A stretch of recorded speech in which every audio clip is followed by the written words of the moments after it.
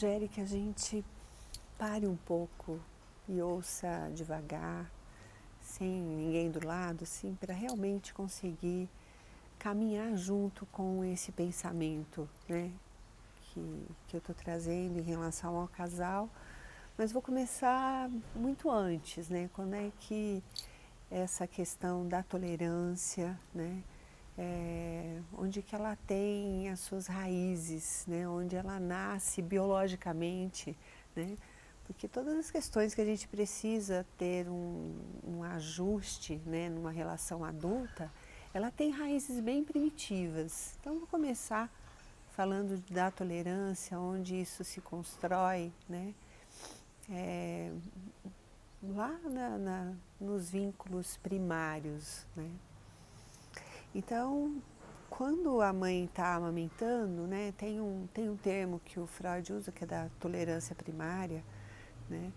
Então, quando está amamentando e a criança tem uma necessidade, então vamos pensar um pouco, que eu quero falar sobre concretude, né. Então tem uma necessidade e aí já tem uma resposta. Então eu preciso disso, eu vou ter isso. E aí vai tendo a busca, né, de satisfação direta, né, de tudo que eu desejo, né. Então essa é uma questão muito importante, né. Primeiro que é saber a diferença entre desejo e necessidade. Uma coisa é aquilo que eu desejo, né, e outra coisa é aquilo que eu necessito, né. Eu necessito disso e desejo que venha rapidamente, quero que seja rápida a minha satisfação da minha necessidade. Então, assim, uma atenção que a gente tem muito na clínica é essa, assim, espera lá, essa pessoa está falando de desejo ou de necessidade, né? E aí, quando você vai, um bebê chora, né, e que está com fome e está aflito, e a mãe dá o peito, no meio daquela aflição, daquele mal-estar, né, é algo que não constrói um espaço de calma e um espaço de tolerância. Então, desde muito cedo, a gente começa a dar à criança recursos psíquicos, possibilidades de lugar de descanso dentro de si, de confiança de que chegará o leite. Então, nesse momento, nesse espaço de espera, se constrói uma autorregulação para depois amamentar. Então a sugestão é que a mãe pegue o bebê chorando, acalme o bebê com a sua voz e depois de acalmar com a sua voz, que percebe que o bebê já se tranquilizou, coloca o bebê no peito, né? Então, levando isso, né, para a nossa série do casal, né, assim, como que estão, assim, como a gente assiste as relações? Então, de alguma forma, as pessoas querem uma coisa e precisa rapidamente, né, que o seu desejo seja realizado. Ou tem o desejo de que sua necessidade seja realizada muito rápido. E não há esse espaço de inteligência sensorial dentro da relação. Então, isso que eu estou chamando de inteligência sensorial necessária para uma relação é um tempo de perceber o outro, o outro importa. Eu quero que o outro faça alguma coisa para mim, mas o outro importa, então eu peço, eu checo se também está de acordo com a disponibilidade do outro, e aí vai havendo esse outro lugar que não é da concretude, né?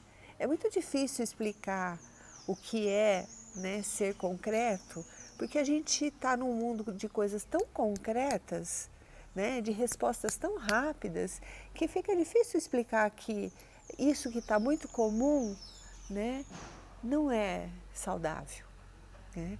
Mas é tão comum, isso é muito comum, muito frequente, mas não saudável. Então, conseguir perceber a evolução de uma pessoa é quando essa pessoa fica menos concreta, quando ela precisa entender as coisas não só na concretude. Isso é isso, aquilo é aquilo, não, calma. Né? As coisas têm uma explicação menos concreta. E há uma importância no abstrato, apesar de algumas pessoas falarem que não há ciência na psicanálise, não há importância nisso, há muita importância do que não se mede quantitativamente, né? E as relações, elas não se perdem quantitativamente, elas se perdem qualitativamente. E a vida não se perde quantitativamente, se perde qualitativamente, no subjetivo, né? Então, assim, o espaço de tolerância para que nasça a subjetividade, para que nasça uma alma da relação, para que o casal tenha acesso a um aparelho psíquico que um complementa o outro. Então, dentro de uma relação, eu tenho meu aparelho psíquico, o outro tem o seu aparelho psíquico, mas precisa de um tempo, de um arranjo sensorial para que o que eu peça não agrida o outro. Para que o que eu quero não precisa ser já, não precisa desse imediatismo, porque isso pode estar tendo um motivo lógico de ser rápido, mas tem uma ofensa que está machucando e deixando cicatrizes e ferimentos na relação. Então, assim, é um jeito de falar paciência, mas é mais do que paciência. É uma paciência inteligente, é uma paciência que sabe esperar, é uma paciência que sabe identificar se o outro está bem, se o outro está disposto, né? Que importa se o outro também quer estar fazendo aquilo ou não fazendo, né? Uma paciência que respeita a necessidade, né? E pondera o desejo, né? Então, assim, eu sei que isso é necessário, né? Mas eu desejo, quer dizer, o tempo disso, o que o outro deseja que seja, como ele quer, né? A gente precisa não deixar o outro tão certo, né, da disponibilidade ou não responder tão rapidamente à necessidade do outro, seja quem for. Né? O outro, seja quem for, alguém da minha relação, né, afetiva, dentro de um casamento, ou qualquer outra pessoa, você precisa entender. Então, deixa eu entender o que você está falando, vamos devagar, né?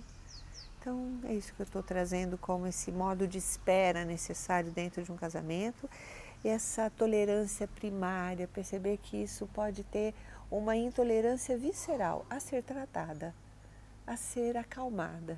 Então, muitas vezes o que a gente faz é falar, olha, eu estou percebendo que você está muito ansioso com isso, mas calma que eu vou fazer. Só não vou fazer já, parece que você queria que eu fizesse já, mas eu vou fazer, calma, né?